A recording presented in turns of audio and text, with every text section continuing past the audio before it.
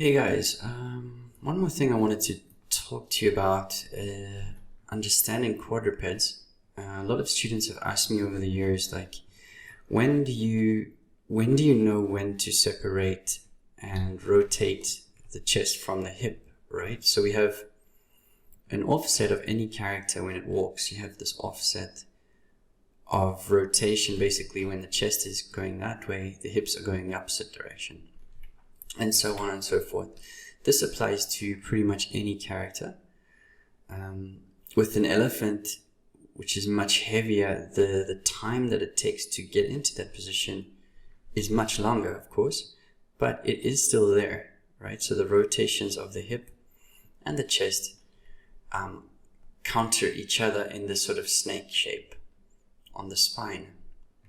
And that's all because of the legs, the leg position and the hips. So the hip, as the hip goes from the back here, right? So as the hip is on the back foot and then it moves forward onto into its next position, the hip has to rotate around to favor the leg going forward, right? So so as that leg goes forward there, it's now favoring the back leg, if that makes any sense. So you can see that on an elephant, the hip is facing back, and then the leg is there and then forward. Same for humans. Humans do the same thing, right? So if I was to draw a human on top of on top of this person, let's say there's a human there and they're doing a walk cycle, and he's walking, and that's his foot, and then that's the other foot. The hip is doing that as well. So the hip is going back to favor this leg down here. And with that in mind, the question is from the students is when. So like, when does this happen? Good question, I suppose. It's a good question. So what I tend to do when I animate any character is I tend to overshoot the rotation. So on passing position, let me explain this a little bit better. So on the passing position, let me get this graph. Let's put it down here because you guys want to see it. So put it there. Bring it down, and it's the rotation of y, right? Cool. Ooh, so that's a really simple example of the curve on the elephant. We're having this rotation, but you see, as the foot is passing, so what I always do is I offset the rotation. So that means that at the top view, on the passing position, that means as the foot goes exactly past the other foot, it's not completely flat in terms of the rotation. It's not completely zeroed out, right? So if it would be zeroed out, it would be something like this, where the y curve is going through 0, 0, 0, and the y value should be pretty small, and therefore it's straight. I don't like to do that. I like to delay that a little bit more. So, and then you can see the same on the, let's do the giraffe. I don't know, this is the controller. Yeah, okay, that's the controller. And let's look at your rotation of y. Same sort of vibe. So we've got passing position here. It is quite close, right? It is quite close there. Actually, what I could do is even offset this a little more, just to delay that hip rotation. And yeah, just it works so much nicer, just delaying it from there. The trick is to not make sure that you're not lined up with the chest, right? So in terms of the rotation, so if we take both rotation controllers, they are rotating, you see. So I moved that one further, and what I should have done is probably you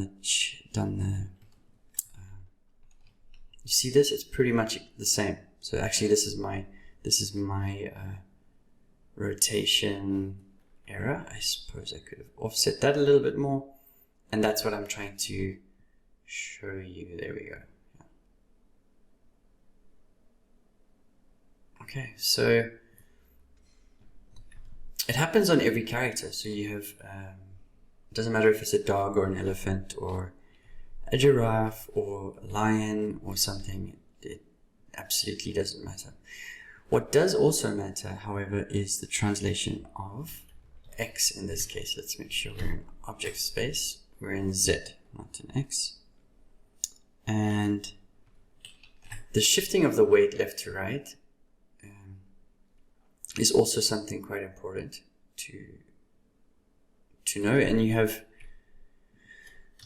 let's look at these two. So let's look at the translation of z on this curve, which is not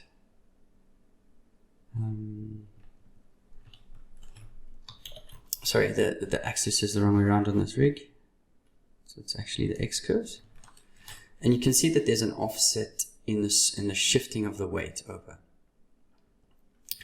How to explain this better? It's difficult to do with without your understanding of weight. So as the weight, okay, we have a very heavy foot, right? A very heavy character, and we have the weight of the character, which is this weight as it goes down onto something like that's going to support the weight. That's what we're talking about. So the shifting of the weight left to right of the characters made me laugh at it, don't I? So on contact, a lot of animators that I've worked with in the past, I've seen them, and I've seen their graph editor, and I don't agree with how they're animating it. They would normally have the extreme weight actually on the foot. So as the foot is contacting the ground there, so as it's on the ground, the full weight, which is this bottom point, they animate it on. So they have it like this, so that the full weight is already on as the foot is going down.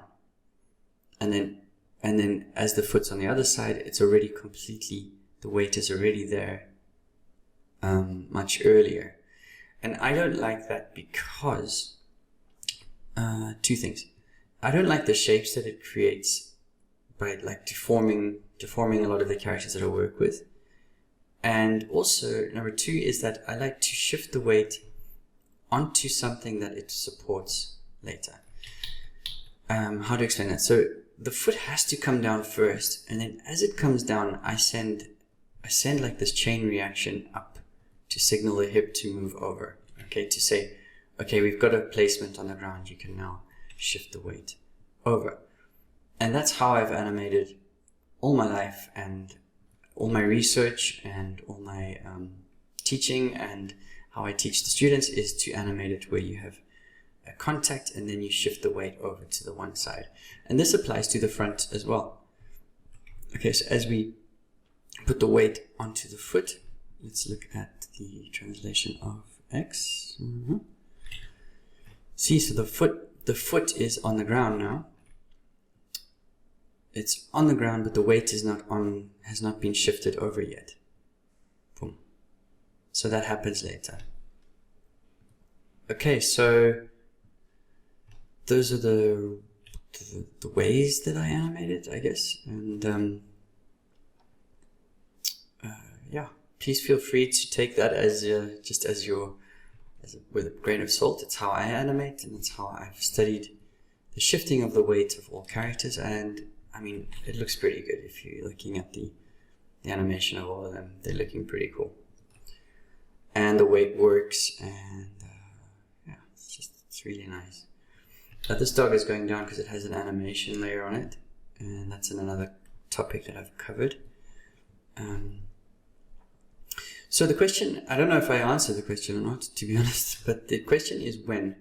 When do we offset them? So to answer the question is on the passing position. Okay, so, and remember that the translation and rotations all come together at the same setup, basically. So you would be rotating, you would be translating up and down as well. This is, and you want to know how to offset it from the front. It's all dependent on the feet. All dependent on the feet, where they are. Meaning, when this foot touches the ground there, that's when I'm going to start to shift the weight over on the foot. You can see I haven't completely gone, the foot is on the ground there, and I haven't completely gone full Monty on that weight.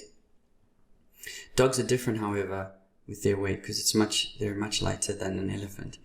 But also their feet go, it comes down. It takes a while for them to come down onto the ground. So you can shift the weight a little bit earlier on the feet. And by shifting the weight that way and doing my rotations to favor that, to favor the other leg backwards, and all of that is all dependent on the foot position, if that makes sense. That being said, you would then automatically figure out what the chest is doing opposite to the hips. So the hips are coming, let's say they're coming into, we have like a passing position at the back here, and then we're having a contact position on the front. So you would have the opposite going on. So you have the hips going that way, and then this is more centered because it's coming into a passing position. And that's how you determine the offset. Okay, based on where the feet position is. Now imagine you had a dog that was, I don't know if this rig will do it, it probably won't. But if you had a dog that was like a sausage dog, right? So if we had a sausage dog with his legs there and whatever, and his tail, you would then offset the same. So it would all be depending on where the feet position is. And so on and so forth. So that goes on with elephants, with giraffes, with penguins, with ducks, with whatever. Well, not penguins and ducks, they have 2 legs. Cats maybe, I guess mice. Anything with 4 legs, so you're wanting to know when to separate. And, excuse me, I nearly killed myself with the microphone. To shift the weight over. So I hope that answers your question. One of the students was asking that the other day, and all these courses are available on our academy. You can learn how to study all of them, and come join the academy and learn how to animate these really cool creatures, and understand all you need to know about setting up weight and timing and offsets, and even secondary animation. Look at that, really cool secondary animation on the giraffe. Really, really nice.